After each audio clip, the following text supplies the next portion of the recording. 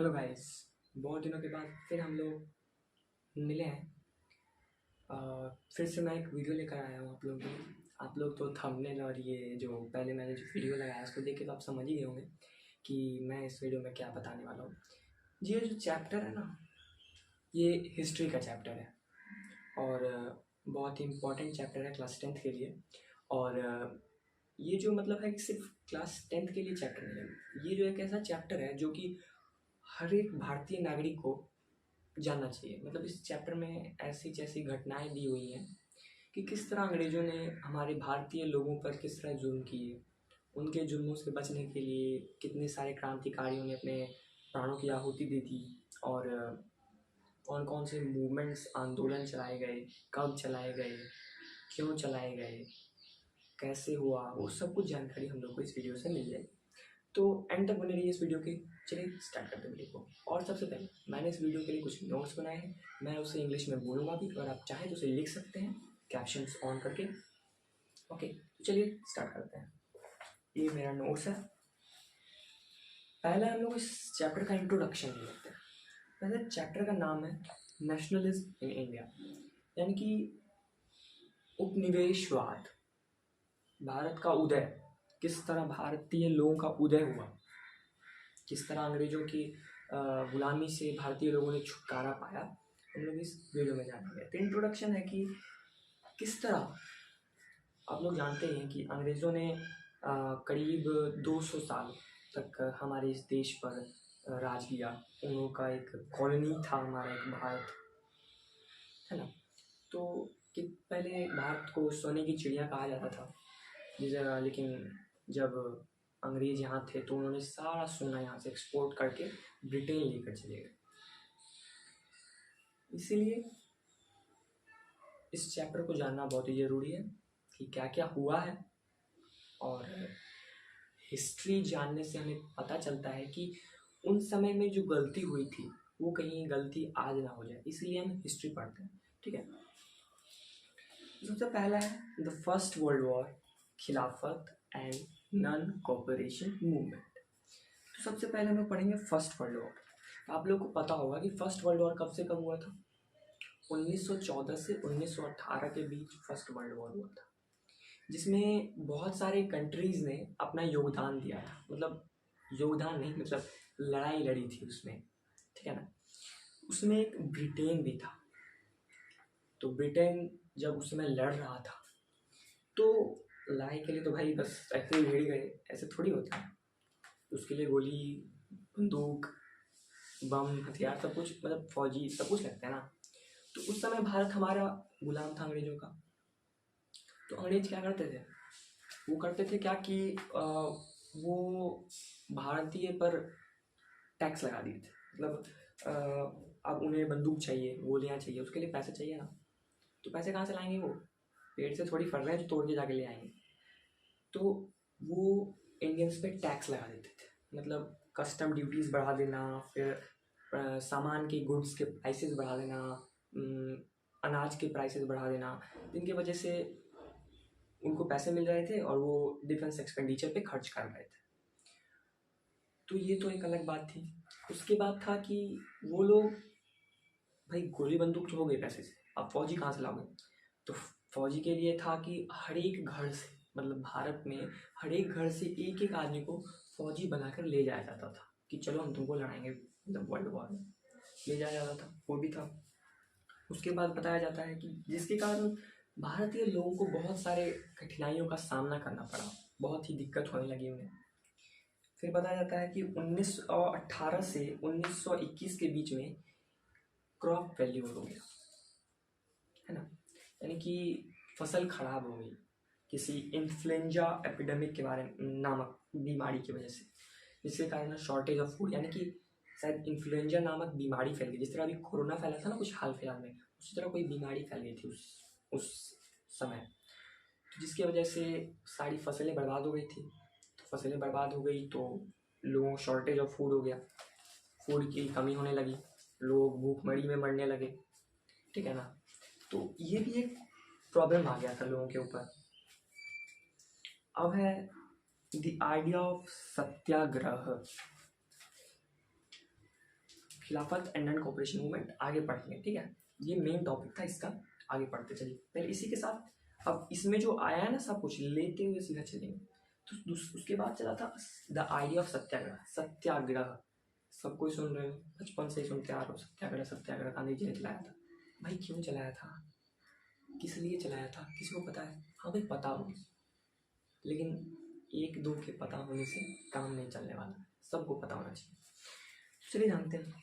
इन जनवरी 1915, जनवरी 1915 को Mahatma Gandhi south Africa से भारत लौटते हैं। साउथ अफ्रीका भी ब्रिटिश का कॉलोनी था, मतलब ब्रिटिश वहाँ पे भी शासन कर रही थी। तो वहाँ पर गांधी जी सत्याग्रह आंदोलन चला करके वापस इंडिया आए थे। कितने जनवरी को? 1915 जनवरी में, ठीक है ना, आए थे साउथ अफ्रीका से इंडिया। तो उन्होंने क्या कहा था? सत्याग्रह इज ए नॉवल वे, यानी सत्याग्रह एक ऐसा वे है जिसमें बिना किसी हिंसा के हम लोग इन अंग्रेजों को अपने देश भारत से बाहर भेज सकते हैं, ठीक है। अब ये बात बहुत सारे लोगों को पसंद नहीं थी कि भाई बिना लड़ाई किए हम लोग अपना हक कैसे ले सकते हैं, है ना। आप लोग भी सोच रहे होंगे, बहुत लोग गांधी जी को पसंद करते हैं, बहुत लोग नहीं करते हैं, है ना। तो आप लोग कमेंट करके बताना कौन पसंद करते हो कौन नहीं करते हो, और ये भी रीज़न देना पर क्यों नहीं पसंद करते हो। मुझे तो उनके विचार जो है वो पसंद आते हैं, बट उनकी एक बात पसंद नहीं आती है, वो है अहिंसा। जैसे भगत सिंह, इसमें आगे चर्चा होगा, तो आगे बताया जाएगा कि कौन इनके बारे में अच्छा बोलते थे, कौन खराब बोलते थे, ये आगे पढ़ेंगे। चलिए सबसे पहले आगे ये बताते हैं, सत्याग्रह मीन्स इंस्टेंस ऑन ट्रुथ, यानी कि सत्याग्रह एक ऐसा मार्ग है, ऐसा रास्ता है, सच्चाई का रास्ता है जिसपे सच के मार्ग पर चलना कहते हैं ना, वो हो गया सत्याग्रह, ठीक है। फिर बताया जाता है कि फिर अकॉर्डिंग टू महात्मा गांधी के अनुसार लोग बिना लड़े बिना कुछ किए इस लड़ाई को जीत सकते हैं, ये कहना था महात्मा गांधी का, ठीक है। गांधी जी एक 1917 कब? 1917 में सत्याग्रह आंदोलन का स्टार्ट करते हैं। कहाँ से? तो चंपारण कहाँ है? In Bihar, okay.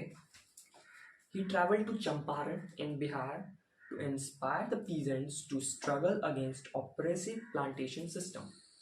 वो चंपारण जाते हैं बिहार में, जो कि बिहार में है। वहाँ के पीजेंट्स यानी कि छोटे मोटे किसान, छोटे मोटे वर्कर्स जो हो गए ना, उनको पीजेंट्स कह सकते हैं, ठीक है। उनको जाकर वो समझाते हैं, जो प्लांटेशन वर्कर्स काम करते थे उनको समझाते हैं कि किस तरह इंस्पायर उनको करते हैं, मोटिवेट करते हैं कि चलो इस सत्याग्रह आंदोलन में भाग लो और अंग्रेजों को इस भारत की भूमि पर से निकालो। फिर वो खेदा डिस्ट्रिक्ट, उसी साल 1917 में गुजरात के खेदा डिस्ट्रिक्ट में भी जाते हैं, और वहाँ के जो पीजेंट्स होते हैं, वहाँ के भी पीजेंट्स से वो बात करते हैं, उनको भी बोलते हैं कि आओ इस सत्याग्रह में आंदोलन में शामिल हो जाओ और हमारे इस देश को अंग्रेजों से आज़ाद कराने में हेल्प करो, ठीक है। फिर अगले साल 1918 में महात्मा गांधी अहमदाबाद भी जाते हैं और वहाँ के कॉटन मिल के वर्कर्स से कहते हैं कि आ जाओ हम लोग के साथ, वही बात, आ जाओ मेरे साथ, हम लोग साथ में आंदोलन करेंगे और यहाँ से अंग्रेजों को भगा देंगे। अब है द रॉलेट एक्ट 1919। ये एक ऐसा एक्ट था जिसको अंग्रेजों ने पास किया था कि अगर कोई आदमी, भारतीय नागरिक, आंदोलन करता है या कुछ करता है तो उसे 2 साल के लिए बिना किसी ट्रायल के जेल में बंद कर दिया जाएगा, ठीक है। 1919 में महात्मा गांधी एक नेशन वाइड सत्याग्रह ने प्रोटेस्टेड प्रपोज्ड रॉलेट एक्ट। 1919 में महात्मा गांधी इस रॉलेट एक्ट के खिलाफ कुछ सत्याग्रह आंदोलन करते हैं, ठीक है। रॉलेट एक्ट जब पास होती है भारतीय के खिलाफ, जब अंग्रेजों को पता चलता है कि इन्होंने सत्याग्रह आंदोलन लॉन्च किया है, तो हम लोग भी जैसे रॉलेट एक्ट देते हैं, ये लोग आंदोलन नहीं कर पाएंगे ये वो, क्योंकि वो जानते थे अगर ये इंडियंस जागरूक हो गए, एक साथ हो गए, तो हम लोग का जीना हराम कर देंगे, है ना। तो इसीलिए वो लोग रॉलेट एक्ट पास करते हैं, लेकिन उसमें भी ये कह रहे थे कि कोई आंदोलन करते हुए दिखता है या कुछ करता है तो 2 साल के लिए बिना किसी ट्रायल के जेल भेज दिया जाएगा। ओके, उसके बाद बताया जा रहा है कि 10 अप्रैल 1919 की सारी टॉपिक है, मतलब 1919 के बारे में जो भी कर रहा हूँ।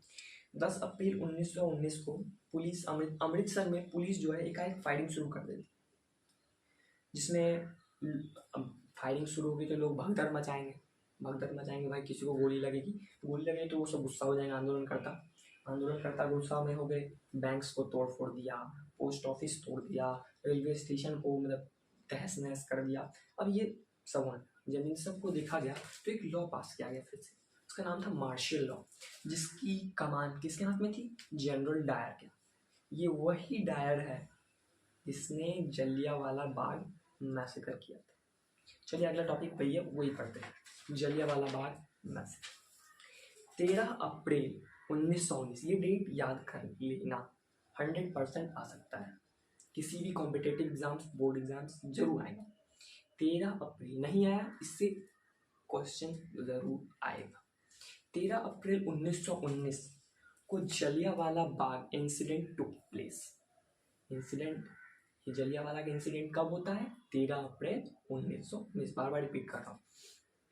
A huge crowd gathered in the Jallianwala Bagh where few people come to protest against the government's new repressive measures, while some came to attend the annual Baisakhi fair. अब जलियांवाला बाग में एक ह्यूज क्राउड, मतलब एक बड़ी भीड़ में संख्या के में लोग आए हुए थे। कुछ लोग अंग्रेजों की ये जो मतलब जो एक्ट पास कर रहे थे दिनों दिन, उस पर बात कर रहे थे, और कुछ लोग बैसाखी का मेला देखने के लिए आए थे। फिर क्या होता है? Dyer enter the area to block the exit points and opened fire on the crowd, killing hundred नहीं, यहाँ पर थाउजेंड्स में हो सकते। डायर एकाएक उस एरिया में आ जाता है, वहाँ के एग्जिट पॉइंट्स को घेर लेता है और हजारों की संख्या में लोग को मार डालता है, या ओपन फायर शुरू कर देता है, इसमें हजारों की संख्या में लोग मारे जाते हैं।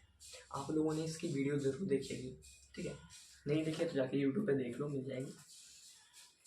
आफ्टर द जलियांवाला बाग के बाद न्यूज स्प्रेड स्ट्राइक्स, न्यूज बहुत तेजी से फैलने लगे, स्ट्राइक्स, आंदोलन होना शुरू हो गए, क्लैशेस विद द पुलिस, हाथापाई शुरू हो गई पुलिस के साथ, attacks on government buildings started, government buildings तो उस पर अटैक शुरू हो गए, तो बढ़िया ये तोड़ देंगे आज, ठीक है?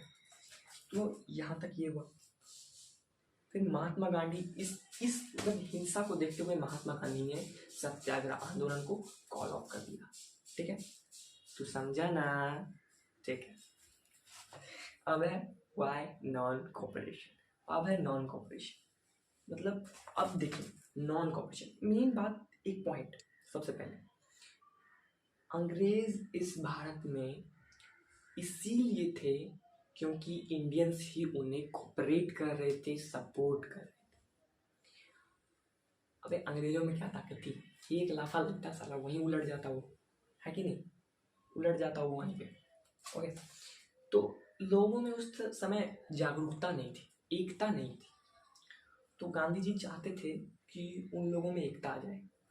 हिंदू मुस्लिम, बड़े जाति छोटे जाति, इन सब पे मारपीट उस समय चलता रहता था, तो गांधी जी ये चाहते थे कि सब कोई एक हो जाए। ओके, तो अकॉर्डिंग टू महात्मा गांधी, सुनिए, according to Mahatma Gandhi, rule was establish in India with the cooperation of Indians. Just वही लाइन जो अभी मैंने बताया, cooperation of Indians, Indians cooperate कर रहे थे, तभी जो ब्रिटिशर्स थे वो इंडिया पे रूल कर रहे थे। देखते होंगे आप लोगों ने वीडियो देखा, मतलब मूवीज देखा होगा, भगत सिंह, मंगल पांडे, उसमें आपने देखा होगा कि बहुत सारे इंडियन से पुलिस ऑफिसर बने हुए हैं, ब्रिटिशर्स के लिए काम कर रहे होंगे। हाल फिलहाल में RRR आपने देखा होगा, है ना? उसमें वो जो रामचरण है वो क्या है? वो ब्रिटिशर्स के साथ ही काम करते हैं, इंडियन है, लेकिन भाई बाद में नहीं करते, उनको समझ आती है ना, करते हैं ना वो बचपन से ही, मतलब अब मूवी से हट के इधर आ जाओ कि इंडियंस कॉपरेट, मतलब उन्हें सपोर्ट कर रहे थे, इंडियन से पुलिस ऑफिसर बन के इंडियंस को ही, मतलब इंडियंस से ही इंडियन को मार खिलवा रहे थे। ये था पहला पॉइंट कॉपरेट करने का। अगर कॉपरेट करना बंद कर देते तो इंडिया पे इतना ज़्यादा नहीं होता, समझ लो ना? चलो आगे बढ़ते हैं। Non-cooperation movement is proposed in stages. It should begin with surrender of titles that government accorded and boycott of civil services, army, police courts and legislative councils, schools, foreign goods. अब देखिए नॉन कॉपरेशन मूवमेंट था क्या। इसमें बताया जाता है कि कहा गया था कि अब जो भी तुम्हें अंग्रेज़ों द्वारा जो भी नौकरी मिल रही है, जो जॉब्स मिल रही हैं, उन्हें बॉयकॉट कर दो। बॉयकॉट का मतलब छोड़ दो, ठीक है। तो इसके बाद जब बहुत लोग गांधी से जागरूक थे तो वो लोग क्या करते हैं, वो सिविल सर्विसेज को बॉयकॉट कर देते हैं, आर्मीज अपना जॉब छोड़ देती है, पुलिस अपना जॉब छोड़ देते हैं, कोर्ट्स में जो आपका एडवोकेट या क्या कहते हैं लॉयर्स होते हैं वो लोग जाना बंद कर देते हैं कोर्ट्स। स्कूल में जो बच्चे होते हैं, टीचर्स होते हैं, वो लोग जाना छोड़ देते हैं। फॉरेन गुड्स जो यानी कि जो ब्रिटिशर्स के कपड़े थे, गुड्स थे जो थे, उन्हें लेना बंद कर देते हैं सब। और after many hurdles and camping between the supports and opponents of the movement, finally at the Congress session of Nagpur in December 1920, the non-cooperation program was adopted. बहुत सारे बाधाओं के बाद एक कैंपिंग, एक ओपोनेंट्स के मूवमेंट के बाद एक फाइनली कांग्रेस जो है नागपुर सेशन में, नागपुर में दिसंबर 1920 में नॉन कॉपरेशन मूवमेंट स्टार्ट करती है। ध्यान रखना डेट, दिसंबर 1920। अब है different standards with in the movement. अब क्या क्या देखने को मिला इस मूवमेंट्स के दौरान। द नॉन कॉपरेशन खिलाफत मूवमेंट बिगिन इन जनवरी 1921। अब नॉन कॉपरेशन मूवमेंट को एक खिलाफत मूवमेंट भी कह सकते हो, क्योंकि इसमें जो थे मोहम्मद अली जिन्ना और मोहम्मद अली शौकत अली, ये दो भाई थे जिन्होंने इसमें पार्टिसिपेट किया था इस मूवमेंट में, तो इसीलिए इसे खिलाफत मूवमेंट भी कह सकते हैं। साथ साथ चला था ये मूवमेंट भी। Non cooperation and Khilafat movement began in January 1921। हाँ, दिसंबर 1920 में non cooperation programme was adopted and Khilafat movement began in January 1921। Non cooperation के साथ ही साथ खिलाफत मूवमेंट भी चलाया गया जनवरी 1921 में। In this movement, various social groups participated, but the term meant different things to different people. इसमें वेरियस सोशल ग्रुप्स मतलब अमीर गरीब के मतलब हर एक ग्रुप के लोगों ने इसमें पार्टिसिपेट किया। अमीर ने, गरीब ने, छोटी जाति ने, बड़ी जाति ने, मतलब सब ने पार्टिसिपेट किया जिनको लग रहा था कि ये सही है। ओके, अब जरूरी नहीं है कि सबको ये सही लगे, है कि नहीं। अब मैं जो वीडियो बना रहा हूँ जरूरी नहीं है कि सबको पसंद ही आएगा, कुछ लोग को लाइक भी करना है, मतलब जिनको पसंद आएगा वो लाइक करेंगे, इसको नहीं आएगा वो लाइक नहीं करेंगे, है ना। चलिए अब देखते हैं इस मूवमेंट के दौरान टाउन्स यानी कि शहरी इलाकाओं में क्या देखने को मिला। देखिए क्या देखने को मिला। It started with middle class participation in cities. Thousand of students, teachers, headmasters left government controlled schools and colleges. Lawyers gave up studies, jobs, and legal practices and joined movements.